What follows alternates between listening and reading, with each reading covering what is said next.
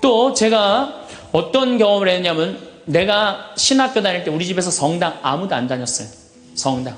그러니까 내가 신학교 들어갈 때 어머니가 뭐라고 그랬냐면 내가 성당을 나가면 10손가락에 장을 찢은다고 그랬어요. 당신이 김옥금인데 황옥금으로 바꾼다고 그랬어.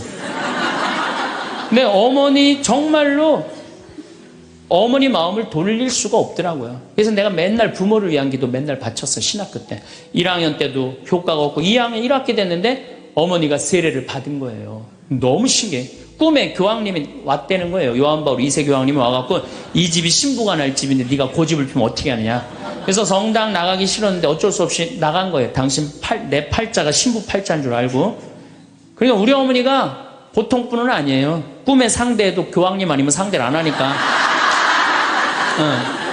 그런데도 그때도 네가 성당 나가라 했더니 내가 안 다녔다는 거예요. 그러니까 완고하셨어요. 근데 자꾸 어머니한테 이상한 일이 벌어지는 거. 어떤 일이 벌어지느냐 하면은 2학년 1학기가 끝나고 어머니가 세례를 받았는데 그 우리 2층 집에 중풍 걸린 형제가 하나 있었어요. 이분이 평생 절에 다니던 분이에요. 경기도 사회복지국장까지 하던 분인데 한 15년인가 누워 있었어요. 근데 죽기 일주일 전에 3일 전에 부인한테 여보 수녀님 좀 데리고 오라고. 그래서 부인이 그랬대. 당신이 무슨 수녀님이냐고. 당신은 평생 절에 다녔으니까 스님을 모시고 와야 된다고. 아니라고. 아래층 신학생이 다니는 성당에 수녀님을 모시고 오라고. 도대체 왜 그러냐고. 그러니까 비행기가 한 대 우리 집에 왔는데 나 데리고 갈 비행기라고. 그래갖고 탔더니 신부님하고 수녀님이 꽉 차 있더래.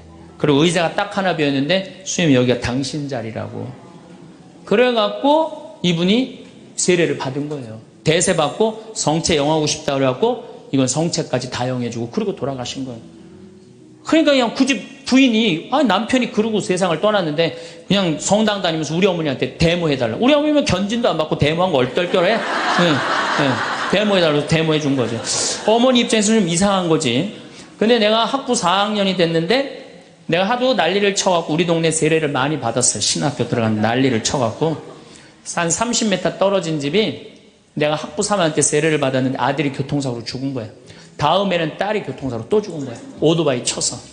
이거 안 된다. 굿하자. 그래갖고 이제 굿을 하는 거예요. 굿을 막 하는데 이 굿이라는 게 진호기 굿이에요. 죽은 영혼을 위로하는 굿을 진호기 굿이라고 그래요. 처음에 억울하고 분한 영혼을 위로한다고 춤을 춰요. 막 춤을 추다가 그 영혼하고 접신을 해요. 그래갖고 그 영혼이 미처 해주지 못한 말을 전해주는 걸 공수라고 그래요. 공수. 막 공수를 하는 거야. 딸 목소리를 내갖고 엄마 아빠 너무 슬퍼하지 마라. 오빠는 천당에 갔고 나도 천당으로 가고 있는 중이야. 그러니까 너무 슬퍼하지 마라. 그리고 엄마 나 오토바이 쳐갖고 구치소에 가는 사람 합의봐줘. 우리가 이렇게 좋은 데 가는데 뭐 이렇게 나쁘게 할 게 뭐 있어. 그리고 엄마 아빠는 나중에 우리 만나려면 성당에 열심히 다니라고. 그냥 무당이 그냥 혼수 상태에서 성당 열심히 다니라고 막 얘기를 하는 거야. 그러니까 그 굿이 끝나고 난 다음에 우리 집에 온 거예요. 우리가 이런 일이 있었다고.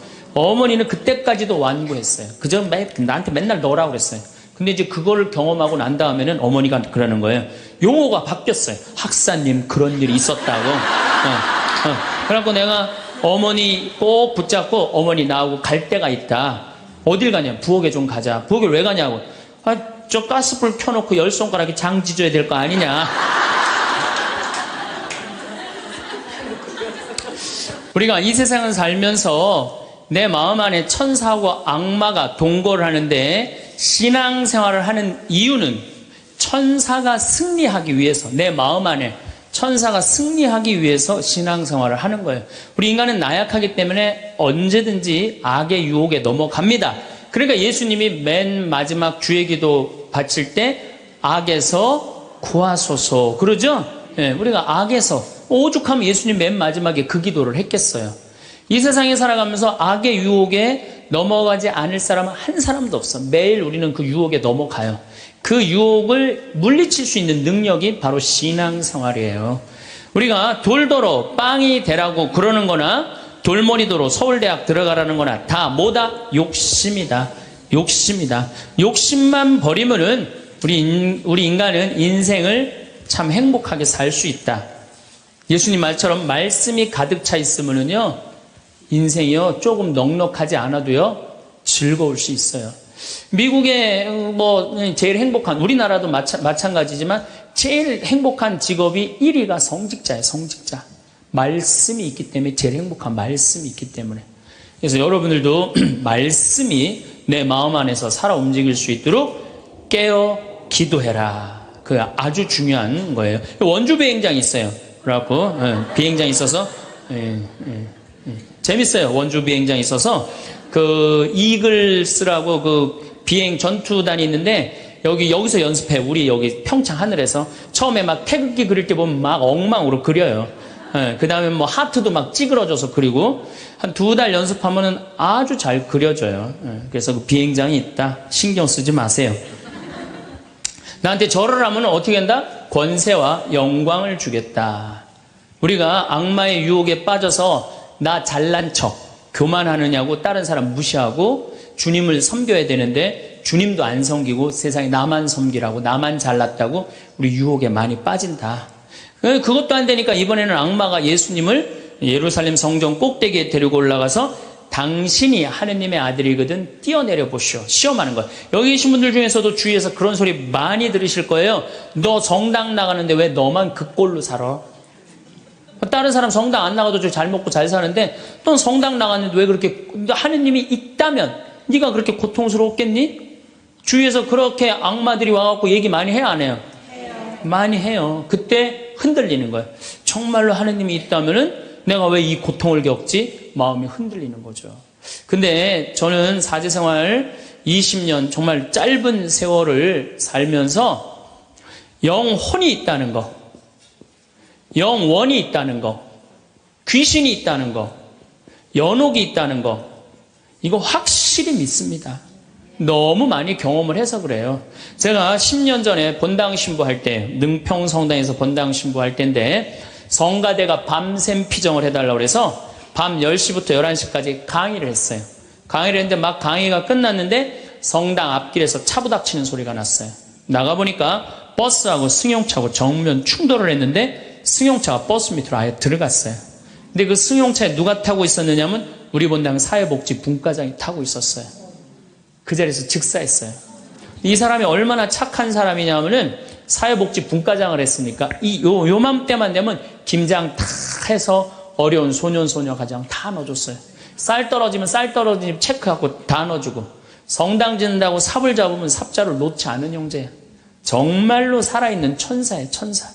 그리고 그냥 3월달에 자기 부자니까 뒷마당에 뿅아리 100마리 풀어놓으면은 그냥 5월 6월달 손님 오면 그거 잡아서 삼계탕 해주는 정말 그야말로 천사야.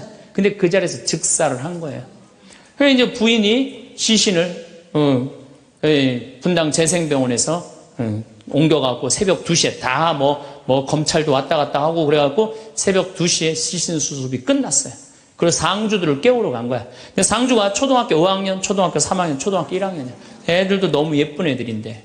그래서 이제 엄마는 5살짜리 아이 저기 5학년 아이를 깨운 거야. 일어나봐라 아들아. 근데 이 아들이요 눈을 비비면서 엄마 나 이상한 꿈 꿨어 그러는 거예요. 무슨 꿈 꿨냐 그러니까 아빠랑 꽃밭을 가는데 너무 꽃밭이 예뻤다는 거예요. 막 천국같이 예뻤다는 거예요.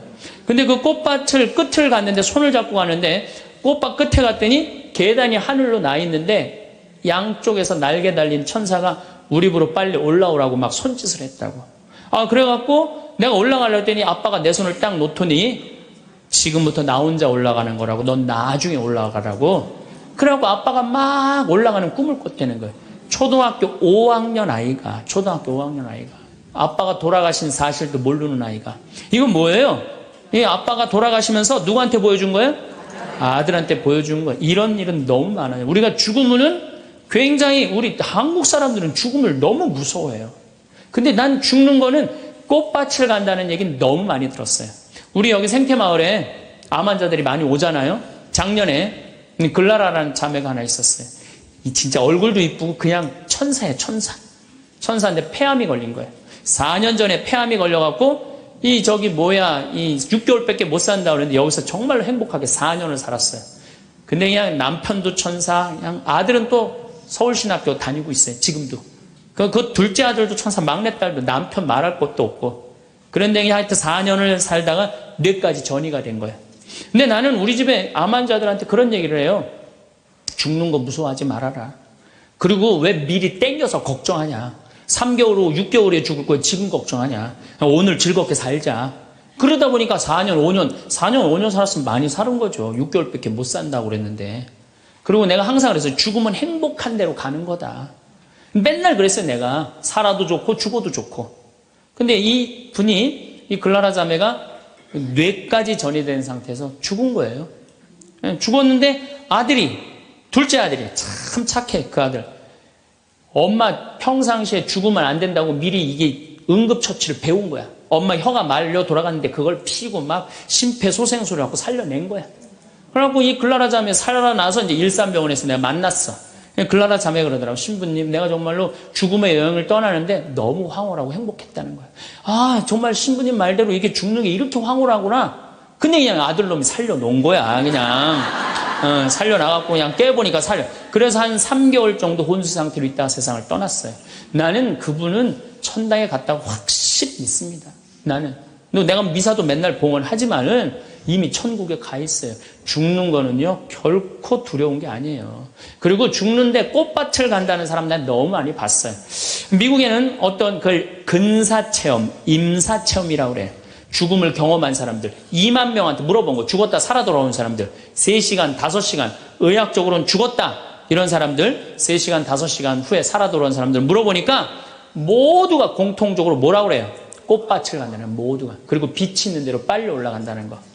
내가 94년도에도 99살 먹은 할머니야. 병자성사를 하는데 내 손에서 마지막 기름을 바르고 내가 마지막 사제경까지 해주는데 돌아가신 할머니가 있어요. 근데 싹 영혼이 정말 올라가는 게 보이더라니까요. 싹 너무너무 행복한 영혼이 올라가는 게 보이는 거예요. 그래서 죽음은 뭐가 있느냐 그러지만 죽음은요, 우리는 하늘나라로 들려 올려지는 거예요. 예. 난 내가 강의할 때 핸드폰을 넣어도 한 번도 내가 승질을 부린 적이 없어, 나는.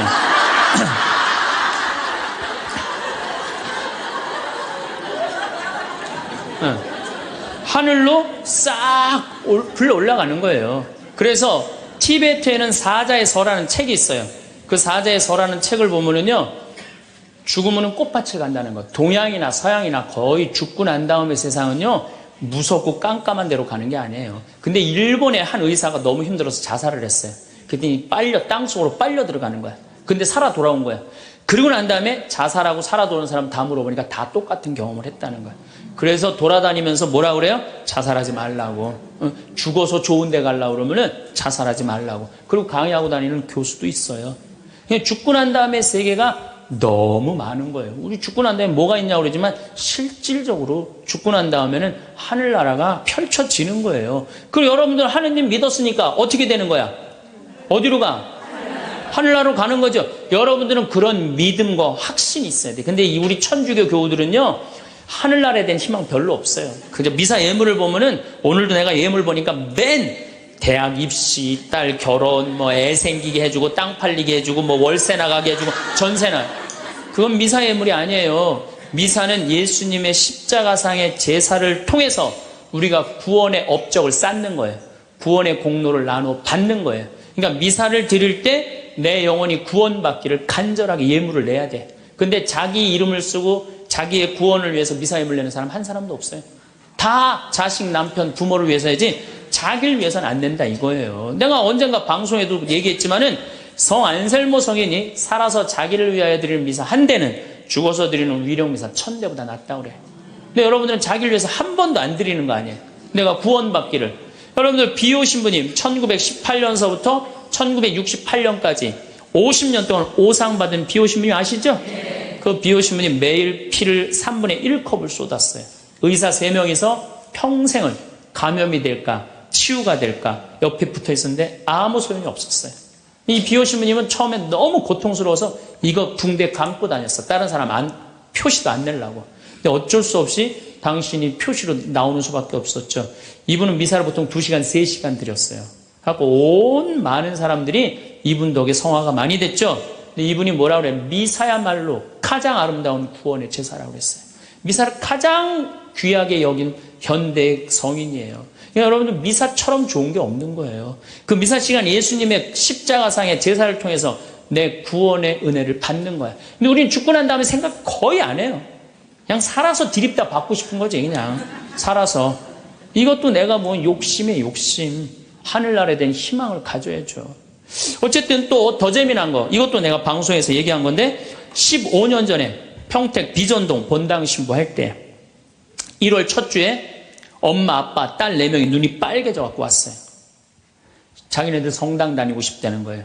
원래 성당 안 다니는데.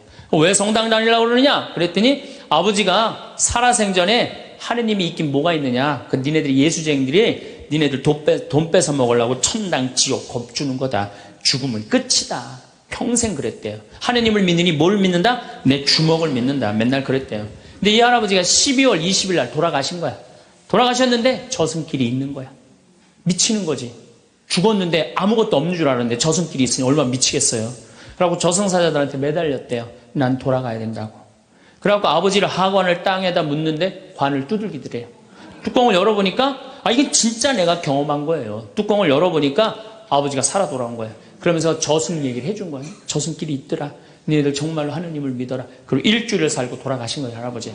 그러고 난 다음에 이제 1월 초에 나와갖고 눈이 빨개갖고 성당 나오겠다고. 저는 그런 경험을 너무너무 많이 해요. 그런 경험을. 저만 그런 게 아니에요. 여러분들도 인생 살아오면서 하느님의 손길이 다 있었어요. 순간순간 다 있으셨죠? 근데 왜 까먹어요? 기도하지 않아서 까먹는 거예요. 끊임없이 기도하고 끊임없이 감사하고 내가 기쁘게 살지 않고 욕심 펴서요. 그 하느님의 모든 사랑과 은혜를 다 까먹고 사는 거예요. 어쨌든 이거는 내 개인적인 뭐 신앙 체험이라면 내가 공적인 얘기를 좀 할게요. 이제 오늘 이제 성모님 얘기를 좀 해야 될 것 같아요. 성모님이 세계 곳곳에서 지금 발현을 하세요. 그 중에 아주 공식적인 발현 3가지만 말씀을 드릴게요. 1531년 멕시코 과달루페에 성모님이 발현을 하세요. 1531년 12월 9일 날 발현하세요. 근데 이 12월 9일이 동방교회는 아예 처음부터 원죄 없이 잉태되신 축일이야. 우리는 나중에 지냈는데 동방교회는 처음부터 원죄 없이 잉태되신 성모님 축일이 12월 9일이에요. 그래갖고 이날 이제 이 57살 먹은 요한 디에고라는 인디언이 있었어요. 당시에 1517년, 18년에 스페인 사람들이 멕시코를 점령해요. 그러니까 10년, 15년도 안 된 거예요. 그래갖고 이 사람은 세례를 받았어. 요한 디에고라는 사람은 세례를 받았는데 부인도 죽고 자식도 없는 사람이야. 오로지 그냥 3시간 걸어서 미사참내 다니는 사람이야. 토요일 날 이제 성당을 간다고 갔는데 테페악이라는 언덕에 딱 올라섰는데 기가 막히 아름다운 음악이 들리고 코를 찌르는 기가 막힌 향내가 나는 거야. 가보니까 너무 아름다운 부인이 서 있는 거야. 성모님이 성모님이 딱 나타나갖고 요한 디에고 나는 탄식하는 이들의 위로의 어머니고 도움을 청하는 이의 어머니다. 나의 사랑을 하느님의 구원을 온 세상에 전하기 위해서 이 언덕에 성당을 지라고 주마라가 주교한테 가서 얘기를 해라. 당시에 스페인 일대 주교가 와 있었어요. 주교한테 가서 얘기를 하라는 거야. 요한 디에고는 성모님을 너무 명명백백하게 봤기 때문에 의심하지 않고 주교관을 쫓아가요. 근데 이게 멕시코 사람이야. 완전히 까만 인디안이야. 그런데 주교관에 딱 갔더니 입구에서부터 못 들어오게 막는 거예요. 문지기들이 어딜 들어오느냐고. 난 꼭 가야 된다고. 나 좀 들여다 보내달라고. 그래갖고 그냥 문지기들이 왔다 갔더니 주교님 뭐냐 그러니까 주교님 만나러 왔다고 들여보내라고. 그랬더니 요한 디에고가 내가 성모님을 만났는데 성모님께서 주교님한테 그 테페악이라는 산에다가 성당을 지나라고 전해주라고 그랬다고. 여러분들이 지금 남산을 가는데 남산 꼭대기 가는데 성모님이 딱 나타났어요. 너무 아름다운 모습으로. 마리아, 데레사 이렇게 합시다. 데레사, 너 우리 추기경님한테 가갖고 이 나의 사랑을 온 세상에 대한민국에 전하기 위해서 남산 꼭대기에 성당을 지라고 가서 전해라. 분명히 성모님을 봤어요. 그래갖고 여러분들이 이제 명동에 가갖고 추기경님한테 내가 성모님을 만났는데 남산 꼭대기에다 성당을 지라고 그랬다고. 그럼 추기경님 아유 잘 알겠습니다. 그리고 짓겠습니다. 그럴 것 같아요? 명동에 가면 약간 정신 나간 여자 3명 있어요. 4번째 등극하는 거 4번째. 성모님 본 사람들 다 처음에 무슨 대접받아요? 다 미친 사람 대접받아. 다. 그러니까 주교님이 뭐라고 그러냐면은 이상한 소리 하지 말아라. 가라 그래요. 네가 정말이라면 나중에 얘기하자 그래요. 그래갖고 성모님이 내가 기다리고 있겠다 그래요. 그래갖고 다시 태평이라는 산에 가요. 성모님한테 그래요. 성모님 전했느냐? 성모님 얘기를 전하긴 전했는데 주교님이 안 믿는 것 같다고. 그랬더니 성모님이 뭐라고 그러냐면은 그렇다면 내일 가서 또 전해라 그래요. 난 참 성모님도 답답해요. 아니 그게 그렇게 중요하면 당신이 가서 얘기하면 될 거 아니야. 왜 그 저기 뭐 57살 먹은 보면은 벨라 됐다. 그 다음에 루시아 다 똑같아. 제대로 배우지도 못하고 가난한 사람한테 나타나고 꼭 힘들게 해. 그래서 내가 기도 때 한번 따졌어요. 성모님, 아니 나타내려면 신부나 주교나 뭐 이런 사람한테 나타나갖고 확실하게 해지 왜 그렇게 사람들 힘들게 하느냐고 그랬더니 성모님이 하느님의 영광은 어린아이, 순수한, 미천한 사람을 통해서 드러나는 것이다 그러시더라고요. 그래서 그건 이제 앞으로 안 따지기로 했어 내가. 그래갖고 이 요한 디에고는 다음 날 주교님을 또 찾아가요. 또 문지기들이 모욕을 주죠. 이런 무식한 원주민 인디안이 어디 감히 주교를 만나느냐고. 그래도 이 요한 디에고는 애절하게 주교님을 만나자고 원해요. 하도 그러니까 어쩔 수 없이 주교님을 만나게 해줘요.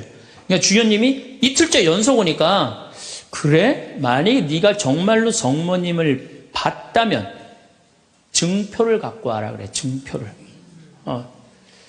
내가 갖고 올 수 있다고. 성모님 분명히 봤으니까. 12월 10일 날. 그래갖고 이제 가갖고 성모님한테 가요. 성모님이 기다리고 있어.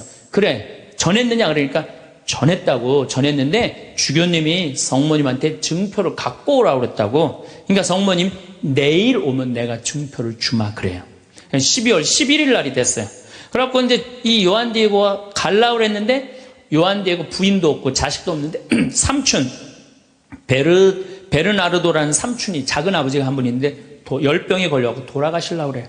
그러니까 병간호를 막 하는 거예요. 병간호 하느냐고 성모님한테 가긴 가야 되는데 이거 삼촌은 죽으려고 그러고 그래갖고 못 가요. 난 또 요한 디에고도 참 답답한 사람이야.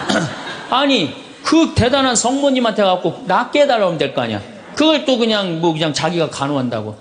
다음 날은 프란치스코 수도의 신부님 병자성사, 죽을 것 같으니까 프란치스코 수도의 신부님 병자성사 모시러 간다고.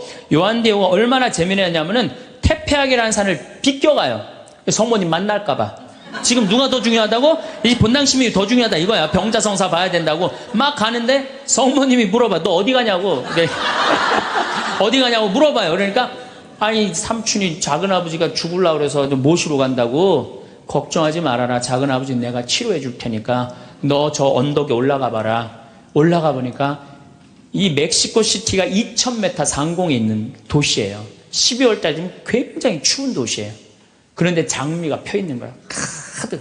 그래갖고 너무 신이 나갖고 이 요한 디에고는 저기 멕시코 인디안들은 모자 동그란 거 쓰죠. 그 다음에 이 망토 쓰죠.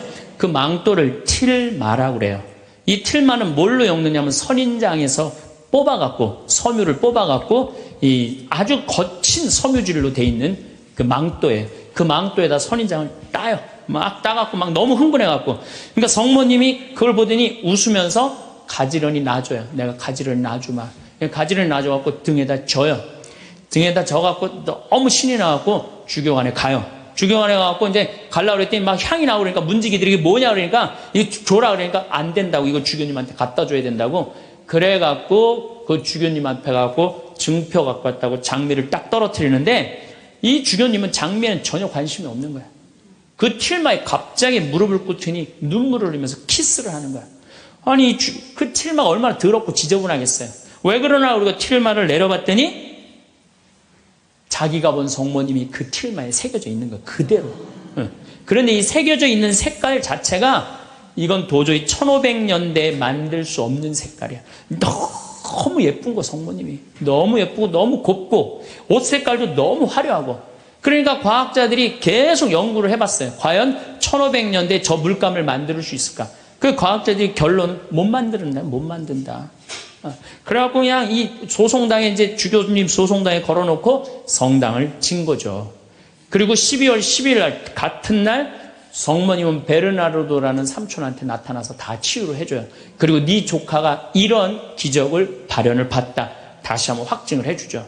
그 바람에 7년 사이에 인디언들이 멕시코, 스페인 사람들이 무서워서 나와서 세례를 안 받거든요. 세례를 안 받다가 800만 명이 7년 만에 다 세례를 받아요.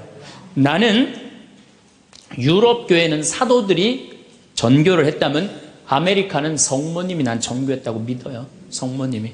그래서 그 수많은 사람들이 순례를 하잖아요. 근데 더 기가 막힌 건 이 선인장에서 엮은 거는 30년, 50년이면 사고 없어져요. 근데 500년이 지난 지금도 그대로 모셔져 있는 거예요.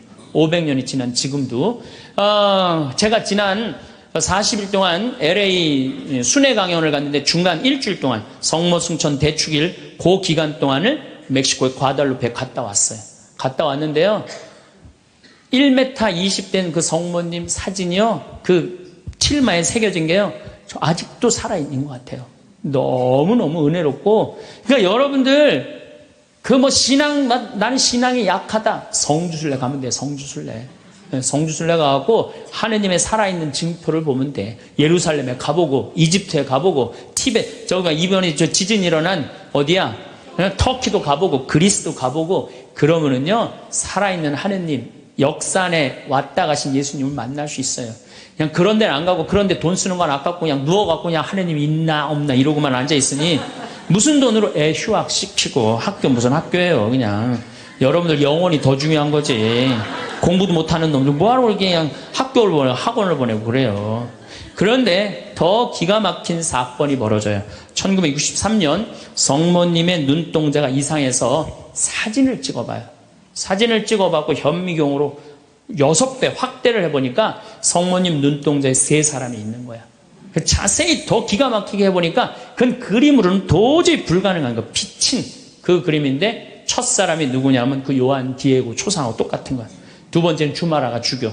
세 번째도 같이 있던 사람. 그게 500년이 지나도록 몰랐던 거예요. 물론 거기에 기적은요. 이거 한 3배만한 성당이 있는데 요만한 사진으로 꽉 찼어요.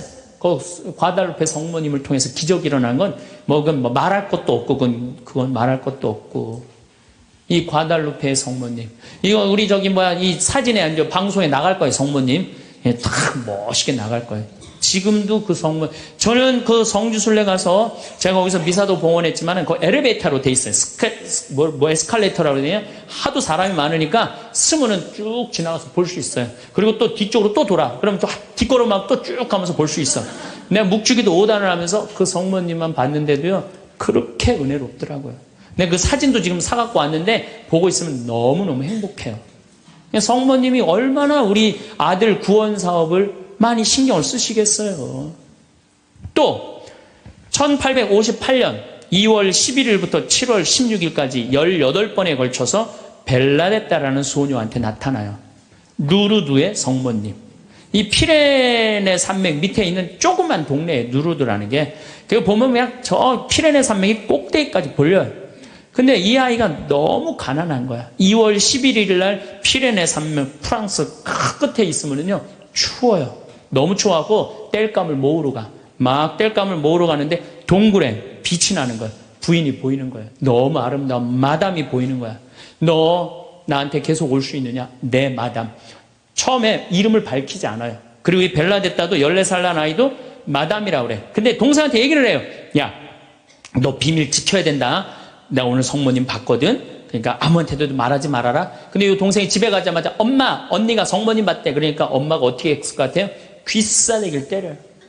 그걸 쓸데없는 소리 하지 말라고. 그러니까 성모님 보고 되게 많이 맞아요, 보면은. 많이 맞아. 성모님 보는 게 좋은 거 아니야, 여러분들. 괜히 성모님 봤다 어디 가면 꼭 꽂은 사람 취급당하니까 나한테 성모님이 나타났으면 좋겠다. 그러면 꿈도 꾸지 마세요. 쓸데없는 소리 하지 말라고. 그런데 계속 나가요. 그런데 2월 25일 날 성모님이 자꾸 그 동굴 밑을 파라는 거야. 자꾸 파니까 물이 솟아나오는 거야. 거기 씻어라. 그 사람들이 제가 성모님을 봤다니까 사람들이 모이기 시작하는 거야.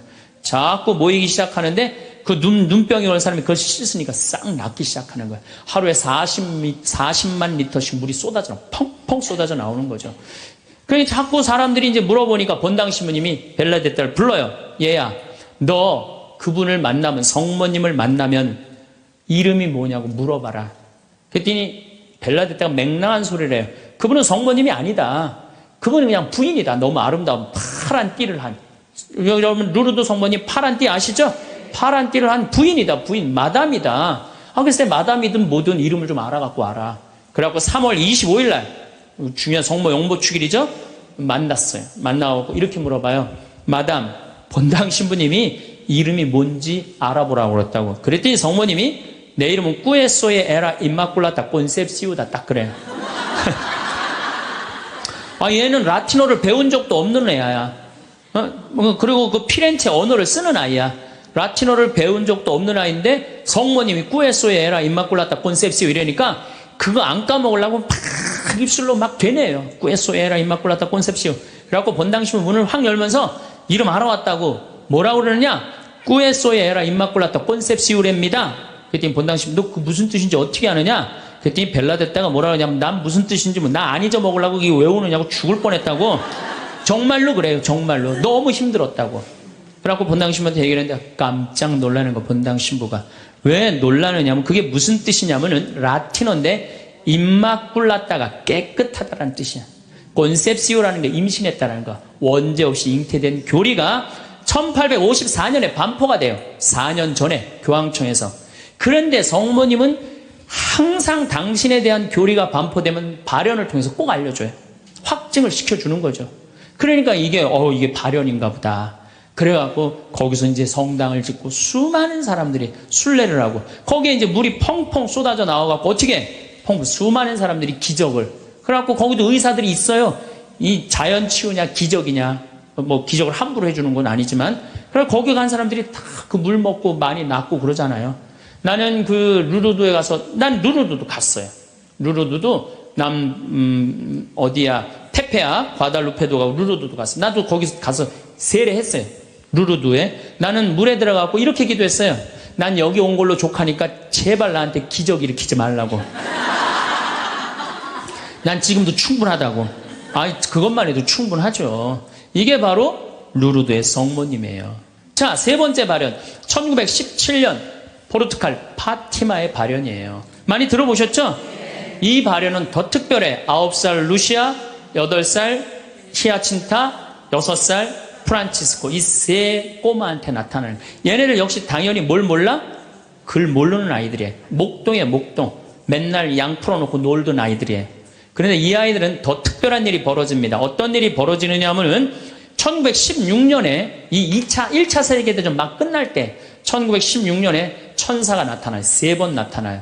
너희들한테는 특별한 분이 올 거니까 묵주기도를 열심히 해라. 이렇게 얘기를 해요. 마지막에는 성체까지 영해줘요. 천사가. 특별한 경우죠. 그래갖고 5월 13일 날, 1917년 5월 13일 날, 이날도 이 아이들이 막 양 풀어놓고 신나게 노는데 성모님이 떡갈나무 위에 탁 나타나는 거예요. 너무 아름다운 성모님이. 그래갖고 루시아, 히아친타, 프란치스코 너희들 매달 13일 날 여기 와줄 수 있겠느냐? 네, 오겠습니다. 나는 로사리오의 모후다. 여러분들 이 성모님이 그 유명한 그 계시가 뭐예요? 죄인들의 회개. 그렇죠? 그 다음에 또 뭐가 있어요? 연옥 영혼들을 위해서 기도하고 그 다음에 공산주의 회개를 위해서 기도하라는 그 세 가지 성모님이 내리신 계시죠. 뭐 당연한 거죠. 그런데 7월 13일 날은 이 루시아가 천당, 지옥, 연옥을 세 개를 다 봐요.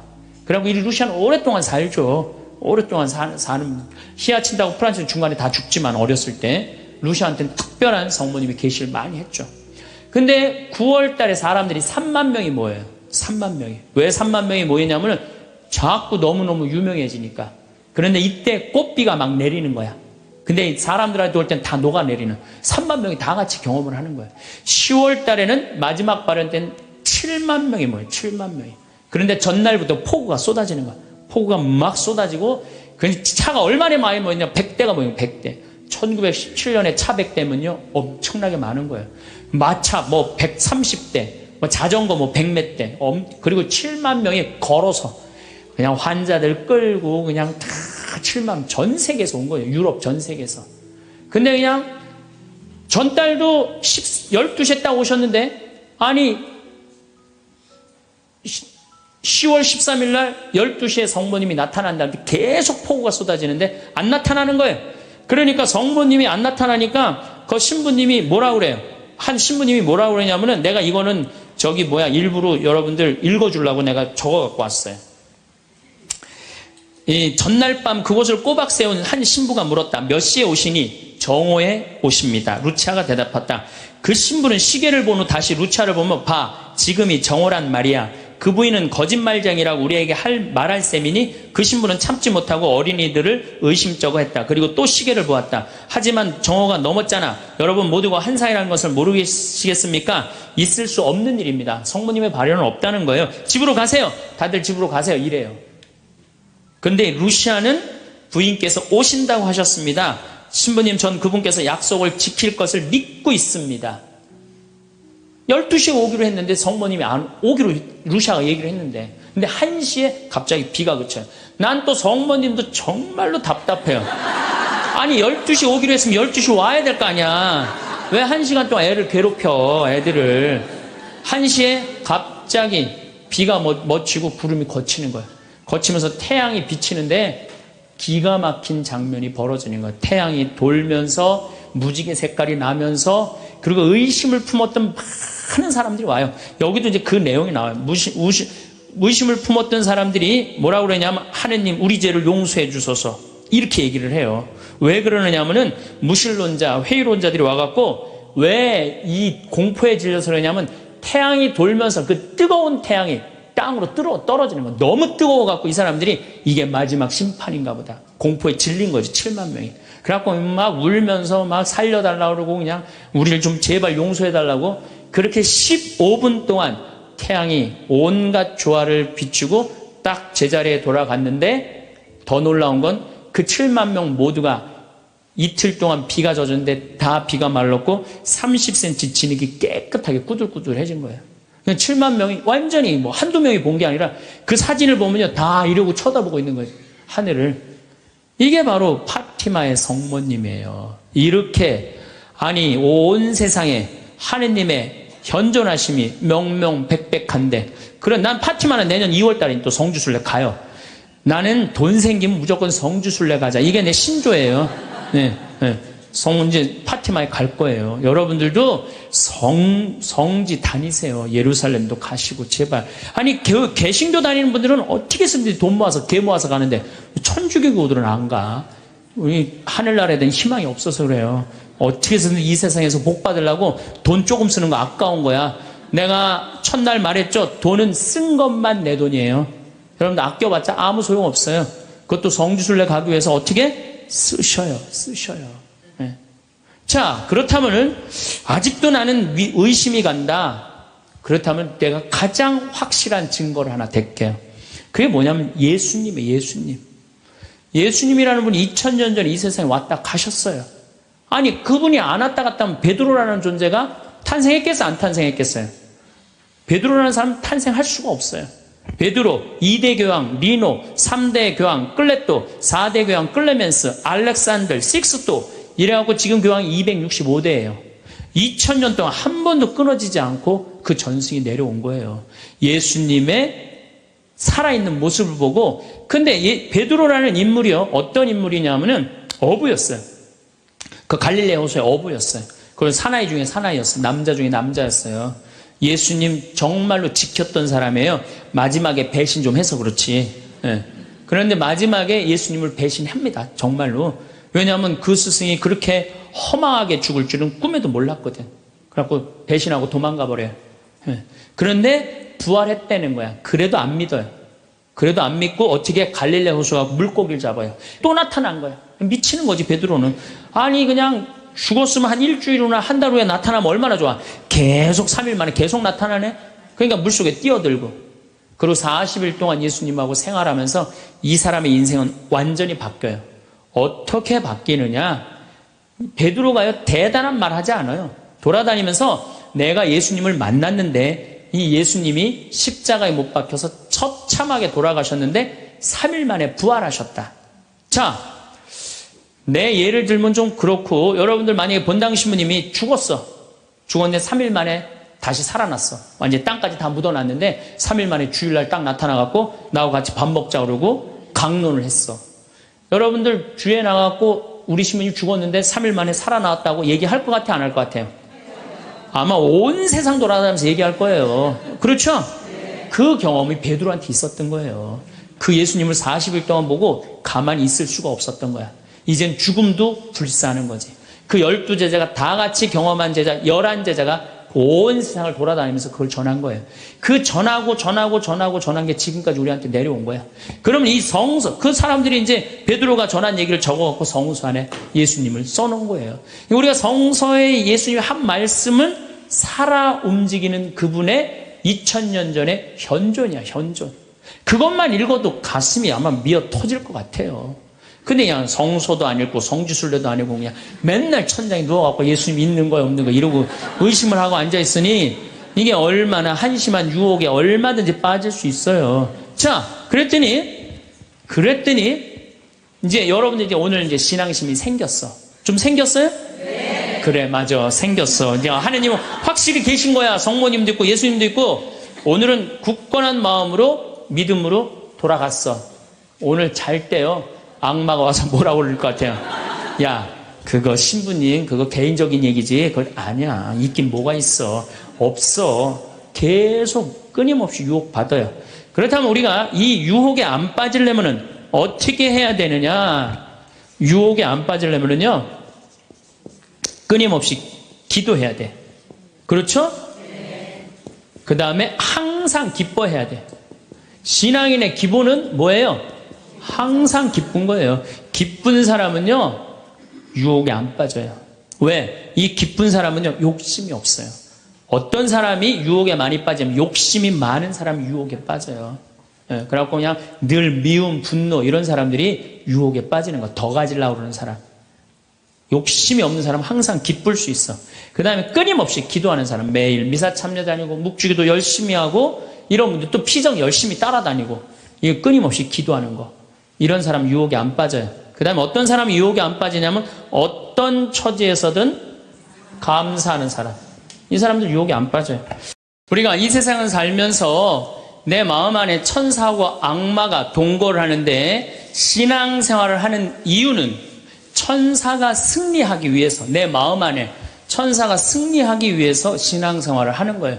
우리 인간은 나약하기 때문에 언제든지 악의 유혹에 넘어갑니다. 그러니까 예수님이 맨 마지막 주의 기도 바칠 때 악에서 구하소서 그러죠? 예, 우리가 악에서 오죽하면 예수님 맨 마지막에 그 기도를 했겠어요. 이 세상에 살아가면서 악의 유혹에 넘어가지 않을 사람은 한 사람도 없어. 매일 우리는 그 유혹에 넘어가요. 그 유혹을 물리칠 수 있는 능력이 바로 신앙생활이에요. 우리가 돌더러 빵이 되라고 그러는 거나 돌머리도로 서울대학 들어가라는 거나 다 뭐다? 욕심이다. 욕심이다. 욕심만 버리면은 우리 인간은 인생을 참 행복하게 살 수 있다. 예수님 말처럼 말씀이 가득 차 있으면은요, 인생이요, 조금 넉넉하지 않아도요, 즐거울 수 있어요. 미국의 제일 행복한, 우리나라도 마찬가지지만 제일 행복한 직업이 1위가 성직자예요, 성직자. 말씀이 있기 때문에 제일 행복한 말씀이 있기 때문에. 그래서 여러분들도 말씀이 내 마음 안에서 살아 움직일 수 있도록 깨어 기도해라. 그 아주 중요한 거예요. 원주 비행장이 있어요.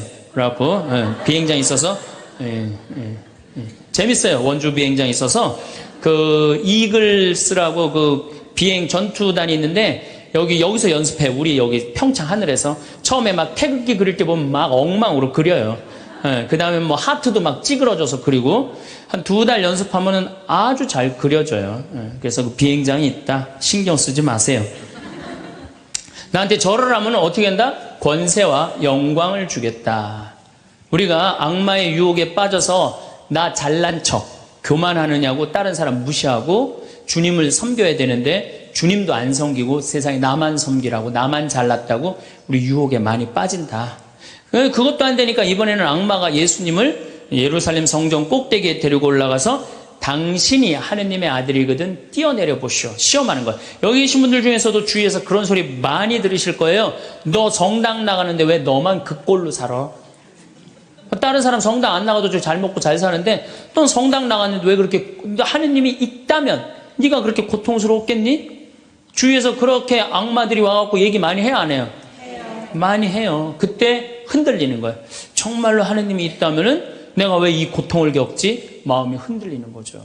근데 저는 사제생활 20년 정말 짧은 세월을 살면서 영혼이 있다는 거, 영원이 있다는 거, 귀신이 있다는 거, 연옥이 있다는 거, 이거 확실히 믿습니다. 너무 많이 경험을 해서 그래요. 제가 10년 전에 본당 신부할 때, 능평 성당에서 본당 신부할 때인데, 성가대가 밤샘 피정을 해달라고 해서 밤 10시부터 11시까지 강의를 했어요. 강의를 했는데 막 강의가 끝났는데 성당 앞길에서 차 부닥치는 소리가 났어요. 나가보니까 버스하고 승용차하고 정면 충돌을 했는데 승용차가 버스 밑으로 아예 들어갔어요. 근데 그 승용차에 누가 타고 있었느냐면 우리 본당 사회복지 분과장이 타고 있었어요. 그 자리에서 즉사했어요. 이 사람이 얼마나 착한 사람이냐면은 사회복지 분과장을 했으니까 요맘때만 되면 김장 다 해서 어려운 소년 소녀 가정 다 넣어줬어요.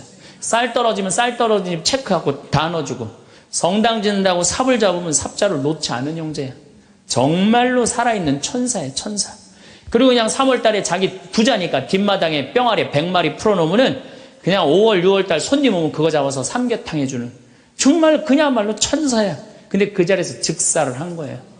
그래서 이제 부인이 시신을 분당 재생병원에서 옮겨갖고 새벽 2시에 다 검찰도 왔다 갔다 하고 그래갖고 새벽 2시에 시신 수습이 끝났어요. 그래서 상주들을 깨우러 간 거야. 근데 상주가 초등학교 5학년, 초등학교 3학년, 초등학교 1학년이야. 애들도 너무 예쁜 애들인데.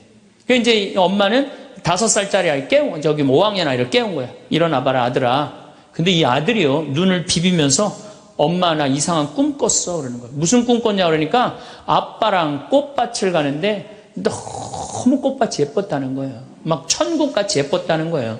근데 그 꽃밭을 끝을 갔는데 손을 잡고 가는데 꽃밭 끝에 갔더니 계단이 하늘로 나 있는데 양쪽에서 날개 달린 천사가 우리 집으로 빨리 올라오라고 막 손짓을 했다고.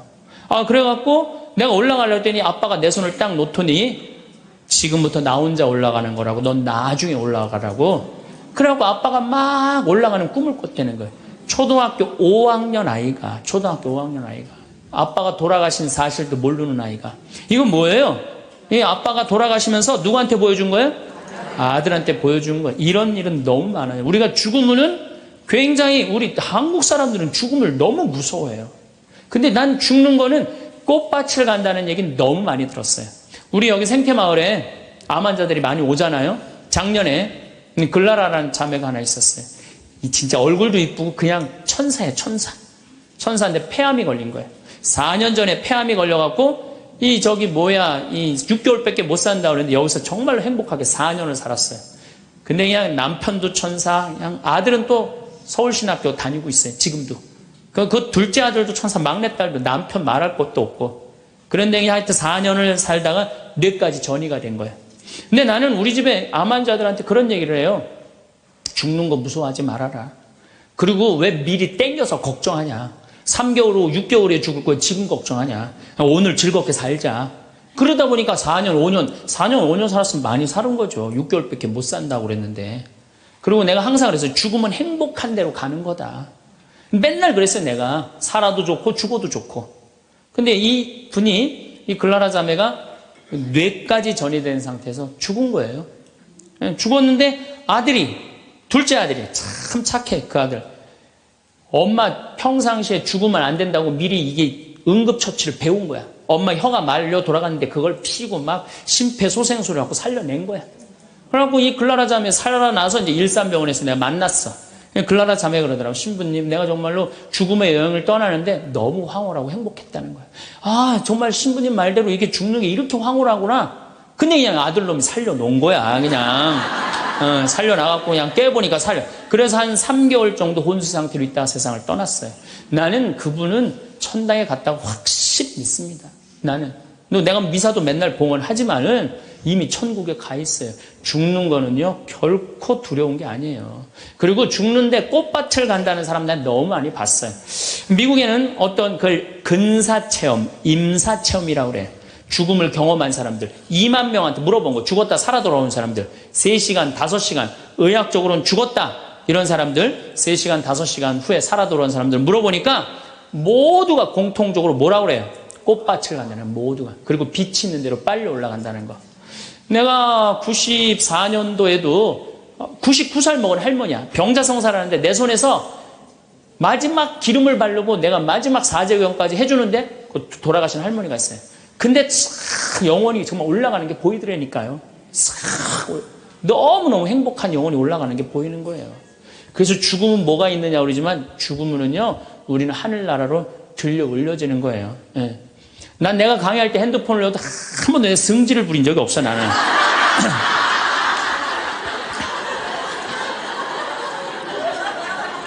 예. 하늘로 싹 불러 올라가는 거예요. 그래서 티베트에는 사자의 서라는 책이 있어요. 그 사자의 서라는 책을 보면은요 죽으면 꽃밭을 간다는 거. 동양이나 서양이나 거의 죽고 난 다음에 세상은요 무섭고 깜깜한 데로 가는 게 아니에요. 근데 일본의 한 의사가 너무 힘들어서 자살을 했어요. 그랬더니 땅속으로 빨려 들어가는 거야. 근데 살아 돌아온 거야. 그리고 난 다음에 자살하고 살아 돌아온 사람 다 물어보니까 다 똑같은 경험을 했다는 거야. 그래서 돌아다니면서 뭐라 그래요? 자살하지 말라고. 죽어서 좋은 데 가려고 그러면은 자살하지 말라고. 그리고 강의하고 다니는 교수도 있어요. 죽고 난 다음에 세계가 너무 많은 거예요. 우리 죽고 난 다음에 뭐가 있냐고 그러지만 실질적으로 죽고 난 다음에는 하늘나라가 펼쳐지는 거예요. 그리고 여러분들 하느님 믿었으니까 어떻게 되는 거야? 어디로 가? 하늘나라로 가는 거죠. 여러분들은 그런 믿음과 확신이 있어야 돼. 근데 우리 천주교 교우들은요 하늘나라에 대한 희망 별로 없어요. 그저 미사 예물을 보면은 오늘도 내가 예물 보니까 맨 대학 입시, 딸 결혼, 뭐 애 생기게 해주고 땅 팔리게 해주고 뭐 월세 나가게 해주고 전세나 그건 미사 예물이 아니에요. 미사는 예수님의 십자가상의 제사를 통해서 우리가 구원의 업적을 쌓는 거예요. 구원의 공로를 나눠 받는 거예요. 그러니까 미사를 드릴 때 내 영혼이 구원받기를 간절하게 예물을 내야 돼. 근데 자기 이름을 쓰고 자기의 구원을 위해서 미사 예물 내는 사람 한 사람도 없어요. 다 자식, 남편, 부모를 위해서야지 자기를 위해서는 안 된다 이거예요. 내가 언젠가 방송에도 얘기했지만은 성 안셀모 성인이 살아서 자기를 위하여 드리는 미사 한 대는 죽어서 드리는 위령 미사 1000대보다 낫다고 그래. 근데 여러분들은 자기를 위해서 한 번도 안 드리는 거 아니에요. 내가 구원받기를. 여러분들 비오 신부님 1918년서부터 1968년까지 50년 동안 오상받은 비오 신부님 아시죠? 그 비오 신부님 매일 피를 3분의 1컵을 쏟았어요. 의사 3명이서 평생을 감염이 될까 치유가 될까 옆에 붙어 있었는데 아무 소용이 없었어요. 이 비오 신부님은 처음에 너무 고통스러워서 이거 붕대 감고 다녔어. 다른 사람 표시도 안 내려고. 근데 어쩔 수 없이 당신이 표시로 나오는 수밖에 없었죠. 이분은 미사를 보통 2시간, 3시간 드렸어요. 하고 온 많은 사람들이 이분 덕에 성화가 많이 됐죠. 근데 이분이 뭐라고 그래요? 미사야말로 가장 아름다운 구원의 제사라고 그랬어요.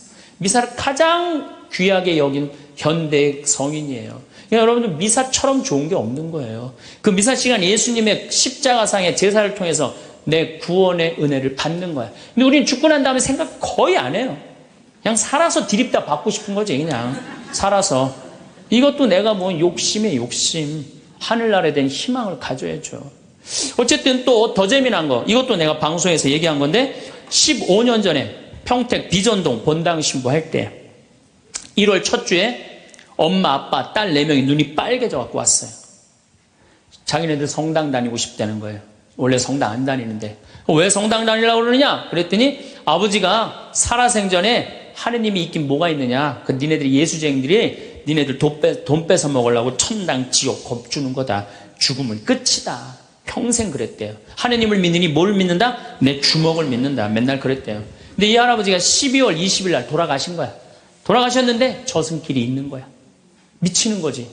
죽었는데 아무것도 없는 줄 알았는데 저승길이 있으니 얼마나 미치겠어요. 그래갖고 저승사자들한테 매달렸대요. 난 돌아가야 된다고. 그래갖고 아버지를 하관을 땅에다 묻는데 관을 두들기더래요. 뚜껑을 열어보니까 이건 진짜 내가 경험한 거예요. 뚜껑을 열어보니까 아버지가 살아 돌아온 거예요. 그러면서 저승 얘기를 해준 거예요. 저승길이 있더라. 너희들 정말로 하느님을 믿어라. 그리고 일주일을 살고 돌아가신 거예요, 할아버지. 그러고 난 다음에 이제 1월 초에 나와갖고 눈이 빨개갖고 성당 나오겠다고. 저는 그런 경험을 너무너무 많이 해요. 그런 경험을. 저만 그런 게 아니에요. 여러분들도 인생 살아오면서 하느님의 손길이 다 있었어요. 순간순간 다 있으셨죠? 근데 왜 까먹어요? 기도하지 않아서 까먹는 거예요. 끊임없이 기도하고 끊임없이 감사하고 내가 기쁘게 살지 않고 욕심 펴서요. 그 하느님의 모든 사랑과 은혜를 다 까먹고 사는 거예요. 어쨌든 이거는 내 개인적인 신앙 체험이라면 내가 공적인 얘기를 좀 할게요. 이제 오늘 성모님 얘기를 좀 해야 될 것 같아요. 성모님이 세계 곳곳에서 지금 발현을 하세요. 그 중에 아주 공식적인 발현 3가지만 말씀을 드릴게요. 1531년 멕시코 과달루페에 성모님이 발현을 하세요. 1531년 12월 9일 날 발현하세요. 근데 이 12월 9일이 동방교회는 아예 처음부터 원죄 없이 잉태되신 축일이야. 우리는 나중에 지냈는데 동방교회는 처음부터 원죄 없이 잉태되신 성모님 축일이 12월 9일이에요. 그래갖고 이날 이제 이 57살 먹은 요한 디에고라는 인디언이 있었어요. 당시에 1517년, 18년에 스페인 사람들이 멕시코를 점령해요. 그러니까 10년, 15년도 안 된 거예요. 그래갖고 이 사람은 세례를 받았어. 요한 디에고라는 사람은 세례를 받았는데 부인도 죽고 자식도 없는 사람이야. 오로지 그냥 3시간 걸어서 미사 참례 다니는 사람이야. 토요일 날 이제 성당을 간다고 갔는데 테페악이라는 언덕에 딱 올라섰는데 기가 막히 아름다운 음악이 들리고 코를 찌르는 기가 막힌 향내가 나는 거야. 가보니까 너무 아름다운 부인이 서 있는 거야. 성모님이 딱 나타나갖고 요한 디에고, 나는 탄식하는 이들의 위로의 어머니고 도움을 청하는 이의 어머니다. 나의 사랑을, 하느님의 구원을 온 세상에 전하기 위해서 이 언덕에 성당을 지라고 주마라가 주교한테 가서 얘기를 해라. 당시에 스페인 일대 주교가 와 있었어요. 주교한테 가서 얘기를 하라는 거야. 요한 디에고는 성모님을 너무 명명백백하게 봤기 때문에 의심하지 않고 주교관을 쫓아가요. 근데 이게 멕시코 사람이야. 완전히 까만 인디안이야.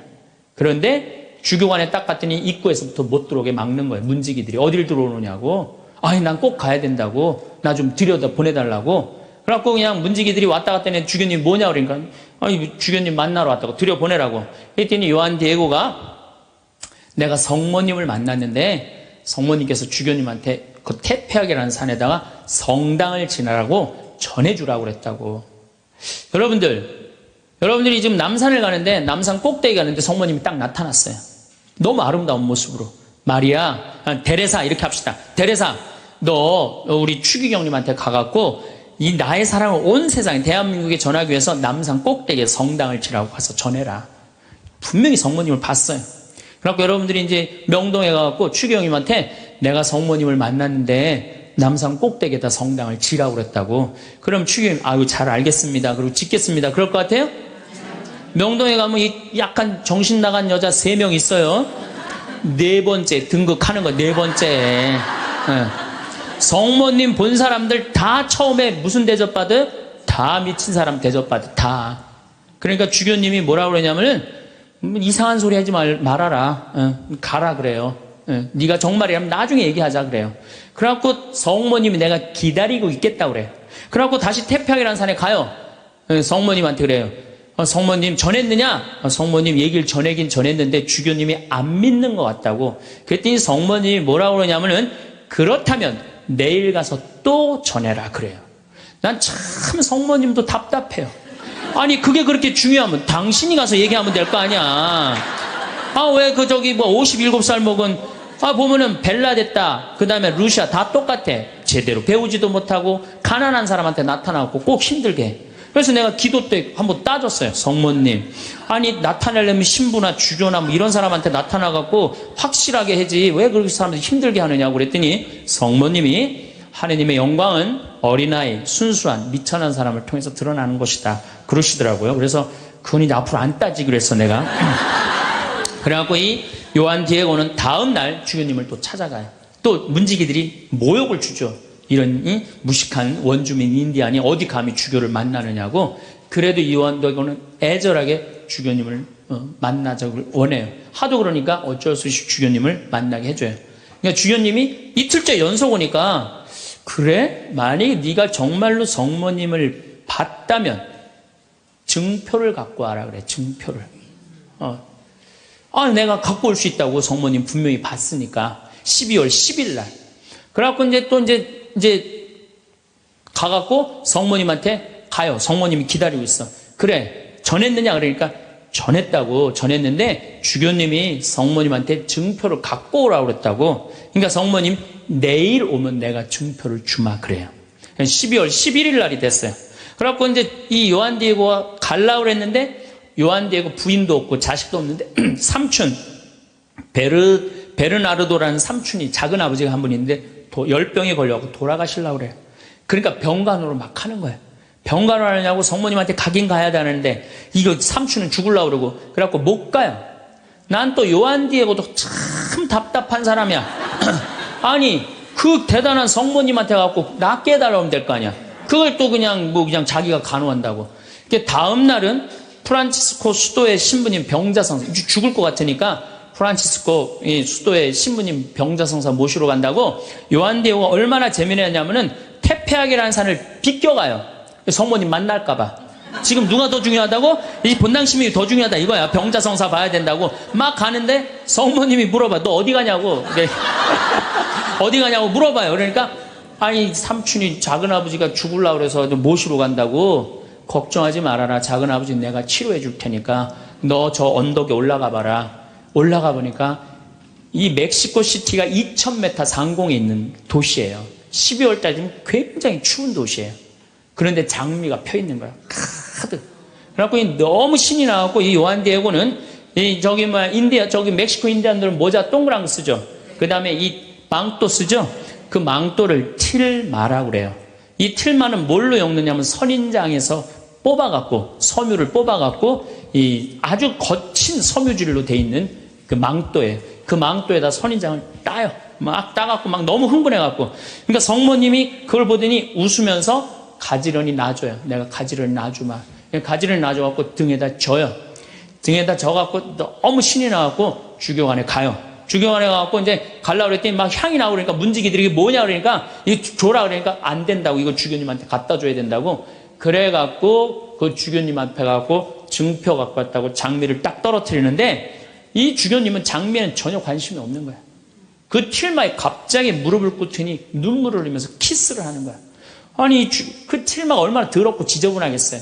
왜 그러나 우리가 틸마를 내려봤더니 자기가 본 성모님이 그 틸마에 새겨져 있는 거야. 그대로.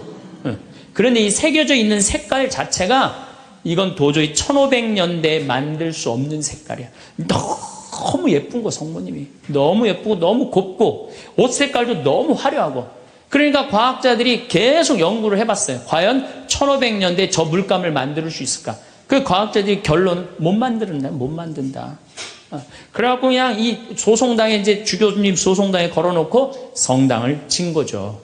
그리고 12월 10일 날 같은 날 성모님은 베르나르도라는 삼촌한테 나타나서 다 치유를 해줘요. 그리고 네 조카가 이런 기적을 발현을 봤다. 다시 한번 확증을 해주죠. 그 바람에 7년 사이에 인디언들이 멕시코 스페인 사람들이 무서워서 나와서 세례를 안 받거든요. 세례를 안 받다가 800만 명이 7년 만에 다 세례를 받아요. 나는 유럽 교회는 사도들이 전교를 했다면 아메리카는 성모님이 난 전교했다고 믿어요. 성모님이. 그래서 그 수많은 사람들이 순례를 하잖아요. 근데 더 기가 막힌 건 이 선인장에서 엮은 거는 30년, 50년이면 사고 없어져요. 근데 500년이 지난 지금도 그대로 모셔져 있는 거예요. 500년이 지난 지금도. 제가 지난 40일 동안 LA 순회 강연을 갔는데 중간 일주일 동안 성모 승천 대축일 그 기간 동안을 멕시코의 과달루페에 갔다 왔어요. 갔다 왔는데요.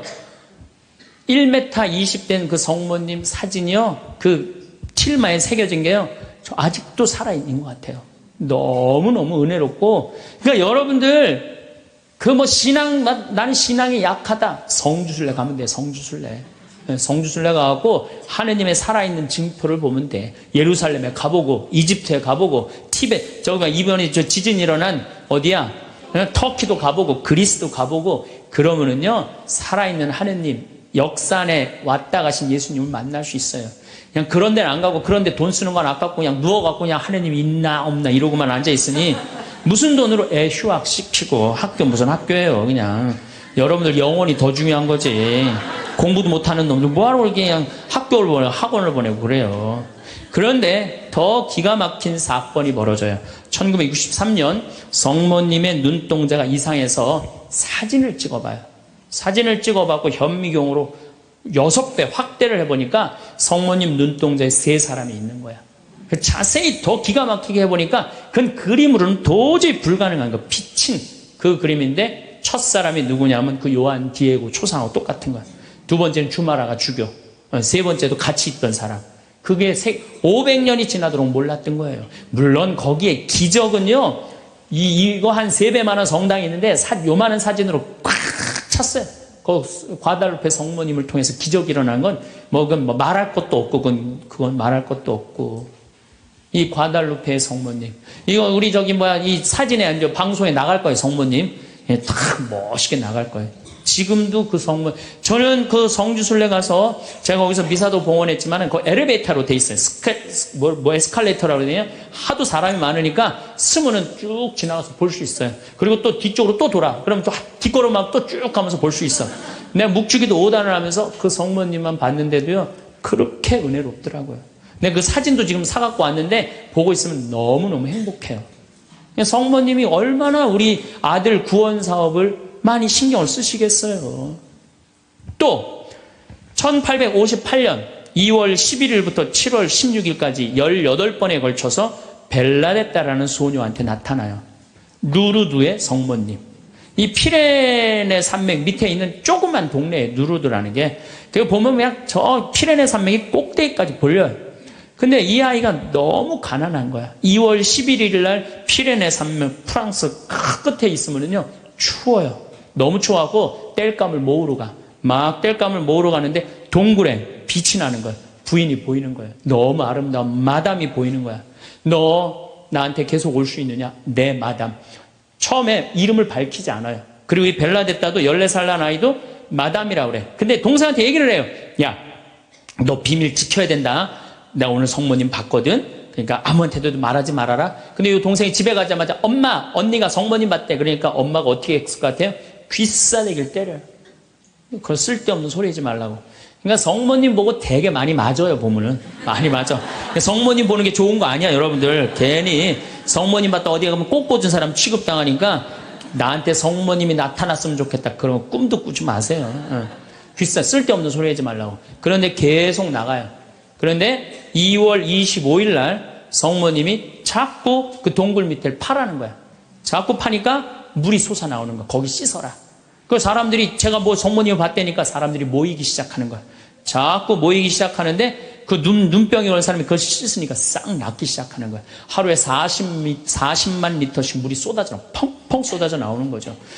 그러니까 자꾸 사람들이 이제 물어보니까 본당 신부님이 벨라데타를 불러요. 얘야, 너 그분을 만나면, 성모님을 만나면 이름이 뭐냐고 물어봐라. 그랬더니 벨라데타가 맹랑한 소리를 해요. 그분은 성모님이 아니다. 그분은 그냥 부인이다. 너무 아름다운 파란 띠를 한. 여러분, 루르드 성모님 파란 띠 아시죠?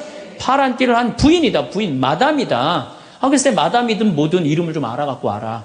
그래갖고 3월 25일 날, 중요한 성모 용보 축일이죠? 만났어요. 만나고 이렇게 물어봐요. 마담, 본당 신부님이 이름이 뭔지 알아보라고 그랬다고. 그랬더니 성모님이 내 이름은 꾸에소에 에라 임마꿀라타 콘셉시우다. 딱 그래요. 얘는 라틴어를 배운 적도 없는 애야. 그리고 그 피렌체 언어를 쓰는 아이야. 라틴어를 배운 적도 없는 아이인데 성모님이 꾸에소에 에라 임마꿀라타 콘셉시우 이러니까 그거 안 까먹으려고 막 입술로 막 되네요. 꾸에소에 에라 임마꿀라타 콘셉시우. 그래갖고 본당 신부 문을 확 열면서 이름 알아왔다고. 뭐라고 그러느냐? 꾸에소에 에라 임마꿀라타 콘셉시우랍니다. 그랬더니 본당 신부, 너 그 무슨 뜻인지 어떻게 아느냐? 그랬더니 벨라데타가 뭐라 그러냐면 난 무슨 뜻인지 나 안 잊어먹으려고 이게 외우느냐고 죽을 뻔했다고. 정말로 그래요. 정말로. 너무 힘들었다고. 그래갖고 본당 신부한테 얘기를 했는데 깜짝 놀라는 거, 본당 신부가. 왜 놀라느냐면 그게 무슨 뜻이냐면은 라틴어인데 임마꿀라타가 깨끗하다라는 뜻이야. 콘셉시오라는 게 임신했다라는 거. 원죄 없이 잉태된 교리가 1854년에 반포가 돼요. 4년 전에 교황청에서. 그런데 성모님은 항상 당신에 대한 교리가 반포되면 발현을 통해서 꼭 알려줘요. 확증을 시켜주는 거죠. 그러니까 이게 발현인가 보다. 그래갖고 거기서 이제 성당을 짓고 수많은 사람들이 순례를 하고 거기에 이제 물이 펑펑 쏟아져 나와갖고 어떻게 수많은 사람들이 기적을. 그래갖고 거기도 의사들이 있어요. 이 자연 치유냐 기적이냐. 뭐 기적을 함부로 해주는 건 아니지만 그래 거기 간 사람들이 다 그 물 먹고 많이 낫고 그러잖아요. 나는 그 루르드에 가서 난 루르드도 갔어요. 루르드도 어디야 테페야 과달루페도 가고 루르드도 갔어. 나도 거기서 가서 세례했어요. 루르드에 나는 물에 들어가고 이렇게 기도했어요. 난 여기 온 걸로 족하니까 제발 나한테 기적 일으키지 말라고. 난 지금도 충분하다고. 그것만 해도 충분하죠. 이게 바로 루르드의 성모님이에요. 자, 세 번째 발현. 1917년 포르투갈 파티마의 발현이에요. 많이 들어보셨죠? 이 발현은 더 특별해. 9살 루시아, 8살 히아친타, 6살 프란치스코. 이 세 꼬마한테 나타나는. 얘네들 역시 당연히 뭘 몰라? 글 모르는 아이들이에요. 목동이에요, 목동. 맨날 양 풀어놓고 놀던 아이들이에요. 그런데 이 아이들은 더 특별한 일이 벌어집니다. 어떤 일이 벌어지느냐 하면은 1916년에 이 1차 세계대전 막 끝날 때 1916년에 천사가 나타나요. 3번 나타나요. 너희들한테는 특별한 분이 올 거니까 묵주기도를 열심히 해라. 이렇게 얘기를 해요. 마지막에는 성체까지 영해줘요. 천사가. 특별한 경우죠. 그래갖고 5월 13일 날 1917년 5월 13일 날 이날도 이 아이들이 막 양 풀어놓고 신나게 노는데 성모님이 떡갈나무 위에 탁 나타나는 거예요. 너무 아름다운 성모님이. 그래갖고 루시아, 히아친타, 프란치스코 너희들 매달 13일 날 여기 와줄 수 있겠느냐. 네, 오겠습니다. 나는 로사리오의 모후다. 여러분들 이 성모님이 그 유명한 그 계시가 뭐예요? 죄인들의 회개. 그렇죠? 그 다음에 또 뭐가 있어요? 연옥 영혼들을 위해서 기도하고 그 다음에 공산주의 회개를 위해서 기도하라는 그 세 가지 성모님이 내리신 계시죠. 뭐 당연한 거죠. 그런데 7월 13일 날은 이 루시아가 천당, 지옥, 연옥을 세 개를 다 봐요. 그리고 이 루시아는 오랫동안 살죠. 오랫동안 사는 히아친다고 프란치는 중간에 다 죽지만 어렸을 때 루시아한테는 특별한 성모님이 계시를 많이 했죠.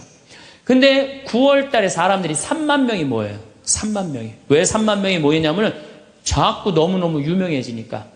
그런데 이때 꽃비가 막 내리는 거야. 근데 사람들한테 올 땐 다 녹아내리는 3만 명이 다 같이 경험을 하는 거예요. 10월 달에는 마지막 발현 때는 7만 명이 모여요. 7만 명이. 그런데 전날부터 폭우가 쏟아지는 거야. 폭우가 막 쏟아지고 차가 얼마나 많이 모였냐. 100대가 모여요. 100대. 1917년에 차 100대면요. 엄청나게 많은 거예요. 마차 130대. 자전거 100몇 대. 그리고 7만 명이 걸어서 그냥 환자들 끌고 그냥 다 7만 전 세계에서 온 거예요. 유럽 전 세계에서. 근데 그냥 전달도 12시에 딱 오셨는데 아니 10월 13일 날 12시에 성모님이 나타난다는데 계속 폭우가 쏟아지는데 안 나타나는 거예요. 그러니까 성모님이 안 나타나니까 그 신부님이 뭐라 그래요? 한 신부님이 뭐라 그러냐면은 내가 이거는 일부러 여러분들 읽어주려고 내가 적어 갖고 왔어요. 이 전날 밤 그곳을 꼬박 세운 한 신부가 물었다. 몇 시에 오시니? 정오에 오십니다. 루치아가 대답했다. 그 신부는 시계를 본 후 다시 루치아를 보며 봐, 지금이 정오란 말이야. 그 부인은 거짓말쟁이라고 우리에게 말할 셈이니 그 신부는 참지 못하고 어린이들을 의심쩍어 했다. 그리고 또 시계를 보았다. 하지만 정오가 넘었잖아. 여러분 모두가 한 사이라는 것을 모르시겠습니까? 있을 수 없는 일입니다. 성모님의 발현은 없다는 거예요. 집으로 가세요. 다들 집으로 가세요. 이래요. 근데 루시아는 부인께서 오신다고 하셨습니다. 신부님, 전 그분께서 약속을 지킬 것을 믿고 있습니다. 12시에 오기로 했는데 성모님이 안 오기로 루시아가 얘기를 했는데 근데 1시에 갑자기 비가 그쳐요. 난 또 성모님도 정말로 답답해요. 아니 12시 오기로 했으면 12시 와야 될 거 아니야. 왜 1시간 동안 애를 괴롭혀, 애들을. 1시에 갑자기 비가 멎치고 구름이 걷히는 거예요. 거치면서 태양이 비치는데 기가 막힌 장면이 벌어지는 거예요. 태양이 돌면서 무지개 색깔이 나면서 그리고 의심을 품었던 많은 사람들이 와요. 여기도 이제 그 내용이 나와요. 의심을 품었던 사람들이 뭐라고 그러냐면 하느님 우리 죄를 용서해 주소서 이렇게 얘기를 해요. 왜 그러느냐면은 무신론자, 회의론자들이 와갖고 왜 이 공포에 질려서 그러냐면 태양이 돌면서 그 뜨거운 태양이 땅으로 떨어지는 거. 너무 뜨거워갖고 이 사람들이 이게 마지막 심판인가 보다. 공포에 질린 거지, 7만 명이. 그래갖고 막 울면서 막 살려달라고 그러고 그냥 우리를 좀 제발 용서해달라고 그렇게 15분 동안 태양이 온갖 조화를 비추고 딱 제자리에 돌아갔는데 더 놀라운 건 그 7만 명 모두가 이틀 동안 비가 젖었는데 다 비가 말랐고 30cm 진흙이 깨끗하게 꾸들꾸들해진 거예요. 7만 명이 완전히 뭐 한두 명이 본 게 아니라 그 사진을 보면요 다 이러고 쳐다보고 있는 거예요. 하늘을. 이게 바로 파티마의 성모님이에요. 이렇게 아니 온 세상에 하느님의 현존하심이 명명백백한데 그래 난 파티마는 내년 2월달에 또 성주순례 가요. 나는 돈 생기면 무조건 성주순례 가자. 이게 내 신조예요. 네, 네. 이제 파티마에 갈 거예요. 여러분들도 성지 다니세요. 예루살렘도 가시고 제발. 아니 개신교 다니는 분들은 어떻게 해서든지 돈 모아서 개 모아서 가는데 천주교들은 안 가. 우리 하늘나라에 대한 희망이 없어서 그래요.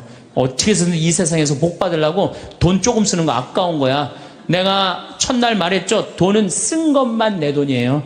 여러분들 아껴봤자 아무 소용 없어요. 그것도 성주순례 가기 위해서 어떻게 쓰셔요. 네. 자, 그렇다면은 아직도 나는 의심이 간다. 그렇다면 내가 가장 확실한 증거를 하나 댈게요. 그게 뭐냐면 예수님이에요. 예수님이라는 분이 2000년 전에 이 세상에 왔다 가셨어요. 아니 그분이 안 왔다 갔다 하면 베드로라는 존재가 탄생했겠어요? 안 탄생했겠어요? 베드로라는 사람 탄생할 수가 없어요. 베드로, 2대 교황 리노, 3대 교황 클레토, 4대 교황 클레멘스, 알렉산더, 식스토 이래갖고 지금 교황이 265대예요. 2000년 동안 한 번도 끊어지지 않고 그 전승이 내려온 거예요. 예수님의 살아있는 모습을 보고. 근데 베드로라는 인물이요 어떤 인물이냐면은 어부였어요. 그 갈릴레 호수의 어부였어요. 그건 사나이 중에 사나이였어요. 남자 중에 남자였어요. 예수님 정말로 지켰던 사람이에요. 마지막에 배신 좀 해서 그렇지. 예. 그런데 마지막에 예수님을 배신합니다. 정말로. 왜냐하면 그 스승이 그렇게 허망하게 죽을 줄은 꿈에도 몰랐거든. 그래갖고 배신하고 도망가 버려요. 예. 그런데 부활했다는 거야. 그래도 안 믿어요. 그래도 안 믿고 어떻게 갈릴레 호수와 물고기를 잡아요. 또 나타난 거야. 미치는 거지 베드로는. 아니 그냥 죽었으면 한 일주일 후나 한 달 후에 나타나면 얼마나 좋아. 계속 3일 만에 계속 나타나네. 그러니까 물속에 뛰어들고. 그리고 40일 동안 예수님하고 생활하면서 이 사람의 인생은 완전히 바뀌어요. 어떻게 바뀌느냐. 베드로가요 대단한 말 하지 않아요. 돌아다니면서 내가 예수님을 만났는데 이 예수님이 십자가에 못 박혀서 처참하게 돌아가셨는데 3일 만에 부활하셨다. 자, 내 예를 들면 좀 그렇고 여러분들 만약에 본당 신부님이 죽었는데 3일 만에 다시 살아났어. 완전히 땅까지 다 묻어놨는데 3일 만에 주일날 딱 나타나갖고 나하고 같이 밥 먹자 그러고 강론을 했어. 여러분들 주에 나가갖고 우리 신부님 죽었는데 3일 만에 살아나왔다고 얘기할 것 같아 안 할 것 같아요? 아마 온 세상 돌아다니면서 얘기할 거예요. 그렇죠? 그 경험이 베드로한테 있었던 거예요. 그 예수님을 40일 동안 보고 가만히 있을 수가 없었던 거야. 이젠 죽음도 불사하는 거지.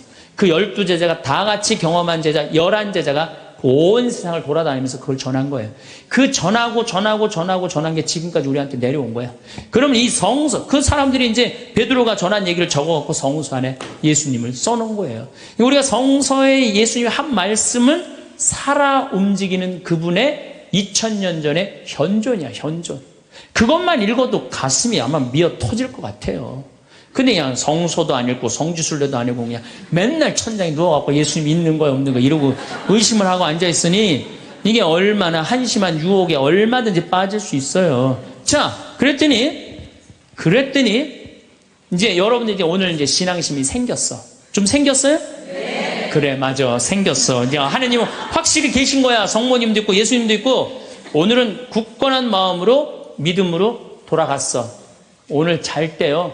악마가 와서 뭐라고 그럴 것 같아요. 야, 그거 신부님 그거 개인적인 얘기지. 그거 아니야. 있긴 뭐가 있어. 없어. 계속 끊임없이 유혹받아요. 그렇다면 우리가 이 유혹에 안 빠지려면은 어떻게 해야 되느냐. 유혹에 안 빠지려면은요. 끊임없이 기도해야 돼. 그렇죠? 그 다음에 항상 기뻐해야 돼. 신앙인의 기본은 뭐예요? 항상 기쁜 거예요. 기쁜 사람은요, 유혹에 안 빠져요. 왜? 이 기쁜 사람은요, 욕심이 없어요. 어떤 사람이 유혹에 많이 빠지면 욕심이 많은 사람이 유혹에 빠져요. 예, 그래갖고 그냥 늘 미움, 분노 이런 사람들이 유혹에 빠지는 거. 더 가지려고 그러는 사람. 욕심이 없는 사람은 항상 기쁠 수 있어. 그 다음에 끊임없이 기도하는 사람. 매일 미사 참여 다니고 묵주기도 열심히 하고 이런 분들 또 피정 열심히 따라다니고 이게 끊임없이 기도하는 거. 이런 사람 유혹에 안 빠져요. 그 다음에 어떤 사람이 유혹에 안 빠지냐면 어떤 처지에서든 감사하는 사람. 이 사람들 유혹에 안 빠져요. 내가 나이 50이 넘었다면 이제는 인생관을 바꿔야 한다. 성공한 사람들을 보면 크게 두 부류로 나뉘는 걸 알 수 있습니다. 하나는 자신이 성공했다고 여기저기 떠벌리고 다니는 사람들, 그리고 또 하나는 조용히 아무 말 없이 자기 삶을 사는 사람들입니다. 우리는 흔히 성공을 하면 자연스럽게 자랑하고 싶어질 거라고 생각하죠. 좋은 차를 사고 비싼 시계를 차고 SNS에 멋진 사진을 올리고 싶을 겁니다. 왜냐하면 그렇게 하면 남들이 나를 더 인정해 줄 거라고 믿으니까요. 하지만 현실은 그렇지 않습니다. 오히려 진짜 성공한 사람들은 그렇게 행동하지 않습니다. 왜냐하면 보여줄 필요가 없기 때문입니다. 돈이 많다고 높은 자리에 있다고 유명하다고 해서 굳이 그걸 드러낼 필요는 없습니다. 그걸 아는 사람들은 이미 알고 있고 모르는 사람들은 알 필요가 없죠. 그런데도 굳이나 성공했다고 떠드는 사람들이 있습니다. 그런 사람들은 왜 그럴까요? 간단합니다. 그 사람들은 사실 그렇게까지 성공한 게 아니기 때문입니다. 우리는 종종 SNS에서 성공한 사람들을 봅니다. 해외여행을 가고 고급 레스토랑에서 밥을 먹고 멋진 차를 타고 다니는 모습? 그런데 가만히 보면 그런 걸 보여주는 사람들은 언제나 뭔가를 팔고 있습니다. 강의를 팔든 자기 브랜드를 홍보하든 아니면 단순히 자기 자존감을 유지하려고 하든 간에 결국 목적이 있는 거죠. 진짜 부자들은 그렇게 하지 않습니다. 오히려 조용히 아무도 모르게 자기 일을 합니다. 왜냐하면 자랑해서 얻을 게 없기 때문입니다. 오히려 괜히 잘난 척했다가 사람들에게 이용당하거나 시기와 질투를 받거나 쓸데없는 오해를 사는 게 더 피곤합니다. 이건 단순한 돈 이야기가 아닙니다.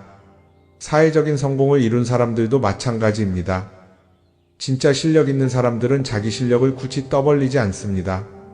왜냐하면 그럴 필요가 없으니까요. 자기 분야에서 최고라면 사람들이 먼저 알아서 찾아옵니다. 반대로 실력이 부족한 사람일수록 자기를 포장하려고 애씁니다. 우리가 흔히 듣는 말이 있죠. 빈수레가 요란하다. 이 말이 괜히 있는 게 아닙니다. 정말 내실이 있는 사람들은 굳이 시끄럽게 굴지 않습니다. 반대로 겉만 번지르르한 사람들은 자기가 얼마나 대단한지 떠들고 다닙니다. 이걸 좀 더 현실적인 예로 들어볼까요? 동창회에 나가면 꼭 이런 사람이 있습니다. 옛날에는 별거 아니었는데 갑자기 잘 됐다고 나타나서 자기가 얼마나 성공했는지 자랑하는 사람. 처음에는 다들 와 대단하다 하고 들어주지만 시간이 지나면 어떨까요? 대부분 속으로 이렇게 생각할 겁니다. 저 사람 뭐 저렇게까지 티를 내? 결국 그런 사람은 점점 멀어지게 됩니다. 반면에 정말 성공한 사람들은 조용합니다. 굳이 자기가 어떻게 살고 있는지 설명하지 않죠. 그런 사람들은 오히려 주변에서 먼저 알아보고 자연스럽게 존경을 받습니다. 그게 진짜 성공입니다. 그럼 우리는 어떻게 해야 할까요? 내가 뭔가를 이루었을 때 굳이 남들에게 알릴 필요가 있을까요? 물론 가까운 사람들에게 좋은 소식을 전하는 건 좋습니다. 하지만 굳이 모든 사람들에게 나 이렇게 잘 살고 있어요 하고 알릴 필요는 없습니다. 그런 행동은 결국 나에게 득이 되지 않습니다. 성공이라는 건 원래 조용한 겁니다. 내가 잘 되고 있으면 주변 사람들이 자연스럽게 알게 됩니다. 굳이 내가 말하지 않아도 내 행동과 태도에서 묻어나오게 되어 있습니다. 그러니 굳이 보여주려고 애쓰지 마세요. 오히려 그게 더 진짜 성공한 사람의 태도입니다. 사람은 사회적 동물이라고 하잖아요. 혼자 살아갈 수 없고 결국 사람과의 관계 속에서 기쁨도 얻고 때로는 상처도 받습니다. 그런데 한 가지 생각해 볼 게 있어요. 우리가 정말 인간관계가 필요해서 맺고 있는 걸까요? 아니면 그냥 그래야 한다고 배워서 어쩔 수 없이 유지하고 있는 걸까요? 어릴 땐 친구 많으면 좋다고 하죠. 사회생활에서도 인맥이 중요하다는 말을 많이 합니다. 그런데 정작 주변을 보면요. 인간관계가 넓은 사람일수록 스트레스를 더 많이 받아요. 전화벨이 울릴 때마다 이번엔 또 무슨 부탁일까 싶고 단체 채팅방에서 메시지가 올 때마다 이걸 또 어떻게 대답해야 하나 고민하죠. 관계가 많아질수록 책임과 피로도 함께 늘어나는 겁니다. 어떤 사람들은 인간관계를 줄이면 외롭지 않겠냐고 해요. 그런데 가만히 생각해보면 진짜 외로움을 느끼는 순간이 언제인지 아세요? 오히려 불필요한 인간관계 속에 있을 때입니다. 같이 밥을 먹고 얘기를 나누는데도 뭔가 허전하고 대화가 컥 돌고 속마음을 나누지도 못할 때, 그럴 때 우리가 더 외롭다고 느끼죠. 그렇다고 당장 인간관계를 다 끊어버릴 순 없겠죠. 하지만 적어도 내가 정말 소중하게 여겨야 할 관계와 그냥 관성적으로 유지하는 관계는 구분할 필요가 있습니다. 예를 들어 매번 나한테 부탁만 하고 정작 내가 어려울 땐 연락 한 번 없는 사람. 내가 실수하면 뒷담화를 하면서 내 앞에서는 웃는 사람. 이런 관계를 굳이 계속 이어갈 이유가 있을까요? 가끔은 이런 경험도 있을 거예요. 우연히 어떤 사람과 친해졌는데 만난 지 얼마 되지도 않았는데 너무 많은 걸 털어놓는 사람들 있죠. 자기 속사정부터 가족 문제, 직장 고민까지 쏟아내는 사람들. 이런 경우 두 가지의 가능성이 큽니다. 하나는 그냥 감정적으로 의존할 사람이 필요해서일 수도 있고 또 하나는 내가 믿을 만한 사람인지 떠보는 걸 수도 있어요. 어떤 경우든 이런 관계는 오래가기 어렵습니다. 사실 친밀함이라는 건 시간이 필요한 법이에요. 적당한 거리를 두고 천천히 서로를 알아가야 하는데 초반부터 급격하게 가까워진 관계는 쉽게 무너지는 경우가 많습니다. 처음엔 친하다고 생각했는데 어느 순간 사소한 일로 틀어지고 결국 남보다 못한 사이가 되는 거죠. 그러면 인간관계를 어떻게 해야 할까요? 답은 간단합니다. 억지로 맺지 말고 굳이 유지하려고도 하지 않는 거예요. 내가 편한 관계라면 자연스럽게 이어질 것이고 그렇지 않다면 서서히 멀어질 겁니다. 그리고 그걸 억지로 붙잡지 않아도 괜찮습니다. 관계를 유지하는데 에너지를 쓰기보다는 정말 소중한 관계에 집중하는 게 더 낫지 않을까요? 어떤 사람은 내가 인간관계를 줄이면 나중에 나 혼자 남는 거 아니냐 걱정하기도 해요. 그런데 생각해보면요. 진짜 나를 위하는 사람은 많지 않아요. 인간관계를 줄인다고 해서 완전히 혼자가 되는 게 아닙니다.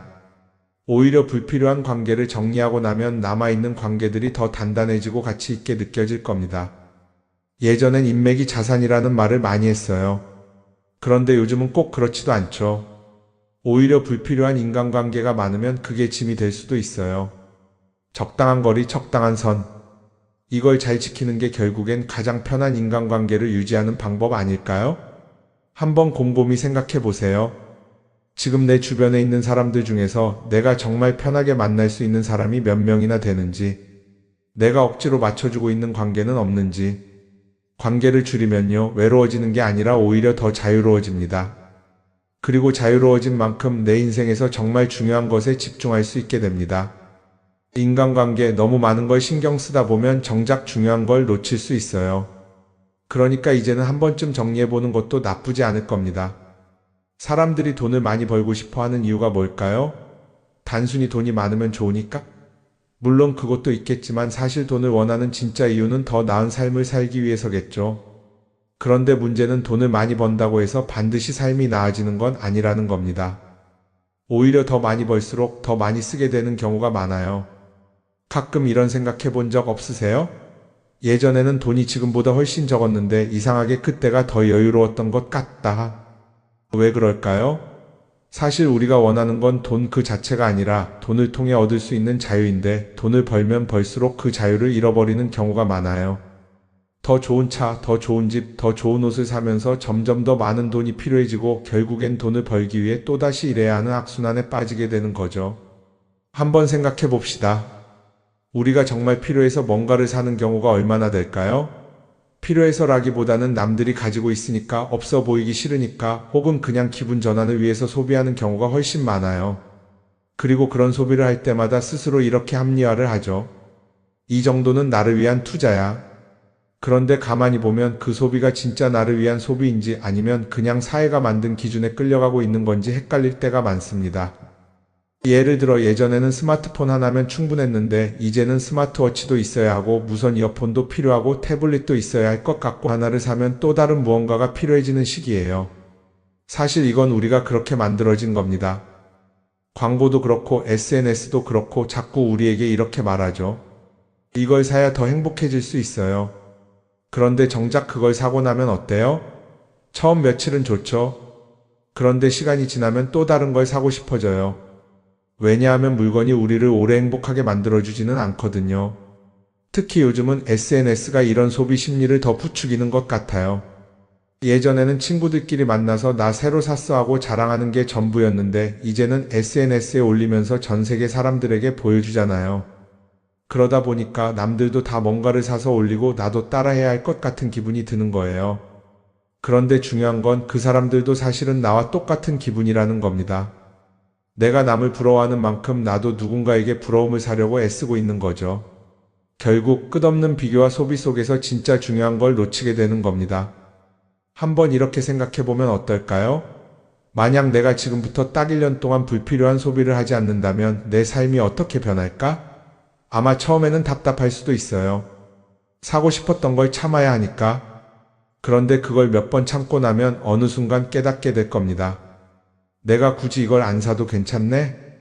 그렇게 불필요한 소비가 줄어들면 자연스럽게 돈이 쌓이겠죠.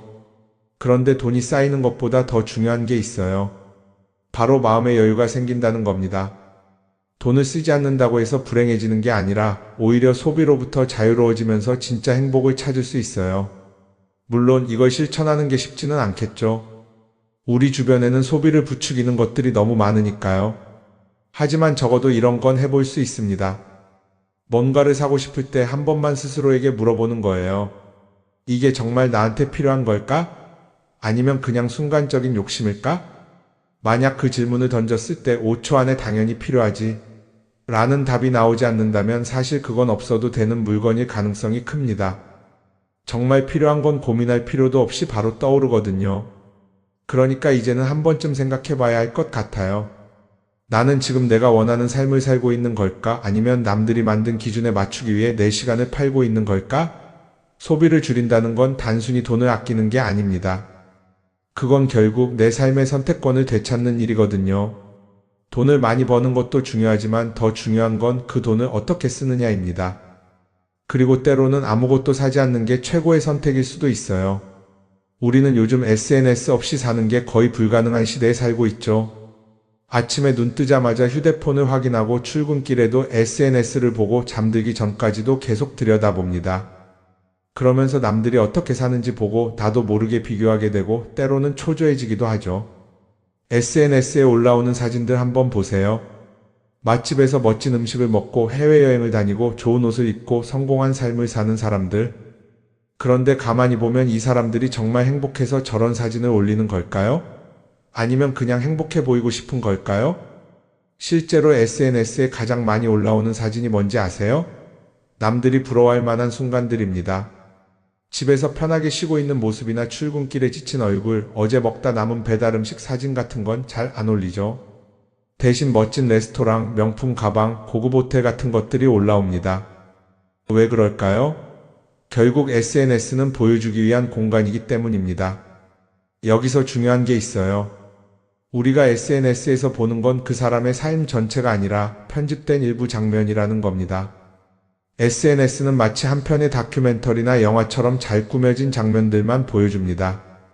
그런데도 우리는 그걸 보면서 아, 저 사람은 나보다 더 행복하구나 하고 착각하죠. 예를 들어 SNS에서 한 친구가 해외여행을 가서 아름다운 풍경을 찍어 올렸다고 해볼게요. 우리는 그걸 보면서 부럽다, 나도 저렇게 살고 싶다라고 생각하겠죠. 그런데 정작 그 친구는 사진을 찍고 나서도 일 때문에 스트레스를 받고 있을 수도 있고 여행 비용을 감당하느라 카드가 걱정을 하고 있을 수도 있습니다. 그 부분은 우리는 알 수가 없죠. 그런데 문제는 이렇게 남들과 비교하는 습관이 쌓이면 결국 내 삶이 초라하게 느껴진다는 겁니다. 원래는 그냥 조용히 살아도 괜찮았는데 SNS를 보고 나면 나만 뒤처지는 것 같고 뭔가를 더 해야 할 것 같고 괜히 불안해지죠. SNS는 기본적으로 사람들의 비교 심리를 자극합니다. 남들이 가진 걸 나도 갖고 싶게 만들고 남들이 하는 걸 나도 해야 할 것 같은 기분이 들게 만들죠. 그러다 보니 필요하지도 않은 걸 사게 되고 무리해서라도 화려한 곳에 가게 되고 남들에게 보여주기 위해 사는 삶을 살게 됩니다. 그럼 어떻게 해야 할까요? 사실 정답은 간단합니다. SNS에서 보이는 것들을 곧이곧대로 믿지 않는 것입니다. 그리고 더 중요한 건 남과 비교하는 걸 멈추는 것이에요. 어떤 사람이 비싼 차를 타고 다닌다고 해서 그 사람이 꼭 행복한 건 아닙니다. 좋은 차를 타고 다니지만 밤마다 사업 걱정에 잠 못 이루는 사람도 많아요.